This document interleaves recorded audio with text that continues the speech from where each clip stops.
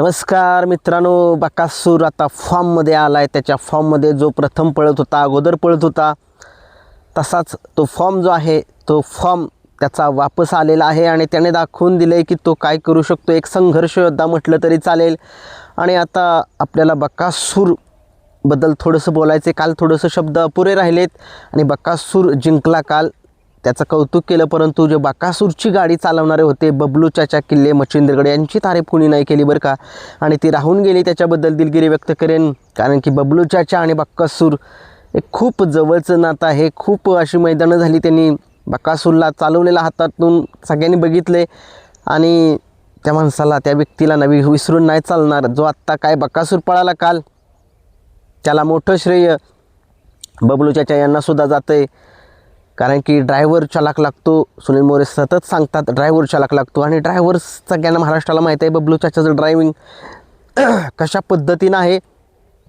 आणि बबलू चाचा आणि बकासूर आता सगळ्या महाराष्ट्राला, ही जोड तोडू नका. काय होतं, ही जोड जर तुटली ना की बकासूर, मग काय होतं, रुटीन बकासूरचं वेगळंच होतं आहे. त्याच्यामुळे ही जोड एक नाही सतत मैदानामध्ये असावी. कारण आता तुम्ही बघितलं काल बबलू चाचा यांच्या घरातील एक नंदी होता, तरीही ते त्या नंदीवरती नाही बसले, आपल्या बकासूरच्या गाडीवरती बसले. याच्यापेक्षा आणखीन काय पाहिजे. खूप खूप शुभेच्छा बबलू चाचा यांना. काल थोडंसं माझ्याकडून राहून गेलं तुमचं नाव, त्याच्याबद्दल दिलगिरी व्यक्त करेन. खरंच तुम्ही ग्रेट आहात. तुमची माझी गाठ आपल्या वडूज फाटीवरती पडलेली घोटचा सर्जा आणि दहा सरकारांचा सर्जा पळालेला होता. त्या दिवशी तुमच्याशी मी बोललो होतो. परंतु असो, खूप खूप छान चांगली गाडी चालवली. अशीच बकासूरची गाडी चालवत राहा. आणि चांगलं, तुमच्याबद्दल शब्द अपुरे आहेत. खूप चांगलं व्यक्तिमत्व आहे तुमचं.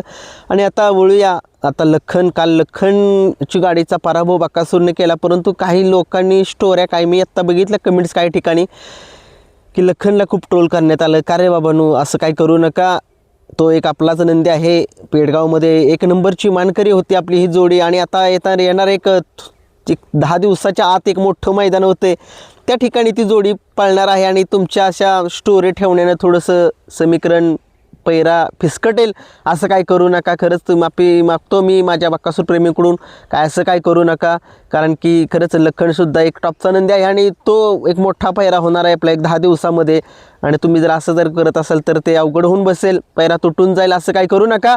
आणि सगळ्या महाराष्ट्राला त्यानं पळून उत्तर दिले. बकासूरच्या वाईट काळामध्ये काही लोकांनी बकासूरला साथ नाही दिली. मोहिल शेट्टी यांनी काल मी मुलाखत बघितली, त्या मुलाखतीमध्ये त्यांनी सांगितलं की आमच्या पडत्या काळामध्ये आम्हाला 10 ते 15 दिवसामध्ये आम्ही ज्या लोकांना आमचा बकासूर दिलेला होता त्या लोकांना आम्ही महाराजसाठी पैरा मागितला, परंतु महाराजला पैरा दिला नाही. काय म्हणजे आम्ही इतकं लोकांच्यावरती उपकार केलं, त्या उपकाराची लोकांना जाण नाही, असं मोहिल शेट म्हणाले.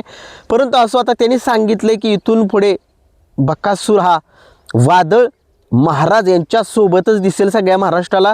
आणि घाणंदकरांची जी घरची बैल आहेत बाब्या आणि दुर्गा यांच्यासोबत दिसेल. आणि गोकुळ, कारण की तुम्ही बघितले का त्या नंदींनी, त्या मालकाने घाणंदकरांच्या बकासूरसाठी खूप केले, खूप काय. ज्यावेळेस अडचण यायची, त्यावेळेस पैरा नसायचा, त्यावेळेस त्यांनी त्यांचा बैल पैरा मोडून दिला आहे. आणि खूप छान व्यक्तिमत्व आहे. मी त्यांची मुलाखतसुद्धा घेतलेली आहे, जाऊन बघा तुम्ही. चोराडे मैदानामध्ये बकासूरची आणि घाणंदकरांच्या मालकांची. परंतु असो, बकासूर आता कुठल्या मैदानामध्ये तुम्हाला दिसणार आहे पळताना. आता 26 जानेवारीला जे बिनजोडचं मैदान होणार आहे मुंबईमध्ये, देसाई का काय अड्डा, असं मला एवढं माहीत नाही. मुंबईची एवढी शर्यती मला माहीत नाही त्या. परंतु त्या ठिकाणी तुम्हाला बकासूर पळताना दिसेल. आणि बकासूर मुंबईमध्ये जातो म्हटल्यावर इकडे फॅन्स खूप कमी आहेत, परंतु तिकडं फॅन्स बकासूरचे एवढे आहेत. कारण की तुम्हाला माहितीच आहे त्या बकासूरवरती एवढं प्रेम करणारे लोक या बैलगाडा शर्यत क्षेत्रामध्ये आत्तापर्यंत तर मी तर एवढी बघितलं आहे. परंतु असो, आता बकासूर एक फॉर्ममध्ये आला आहे, त्याला एक गॅपने पळवावा एवढीच इच्छा आहे. कारण की त्याचं रुटीन जे आहे ती कसं होतं आहे, आता तुम्ही गॅप जातात, बकासूरला किती गॅप भेटला, त्याच्यामुळे बकासूर कसा फॉर्ममध्ये सुट्टा निकाल घेतला अशीच अपेक्षा आहे. तर त्याला दाट पळवू नका. कारण की दाट पळवल्यानंतर थोडंसं, आता शेवटी तर बकासूर पहिल्यासारखा पळतोय मान्य आहे, परंतु शेवटी त्याच्यातसुद्धा जीव आहे. त्याच्यामुळे थोडासा गॅपने पळवा. आणि हासले हे आपल्याला माहितीच आहे, असला कालचा जो नंबर आहे गॅपने केलेला, तसे आपल्याला गॅपचे नंबर बघायला मिळतील. परंतु असो, लखन पण आपलाच आहे. लखनने सुद्धा काल चांगले गाडी पळाली लखनचीसुद्धा. कुणीही कुठल्या नंदीबद्दल वाईट विचार करू नका, काही कमेंट्स करू नका. सगळे आपले नंदी आहेत. आणि लखन बकासूर येत्या 10 दिवसाच्या आत कोणत्या मैदानात पळणार आहेत तुम्हाला मी सांगतो.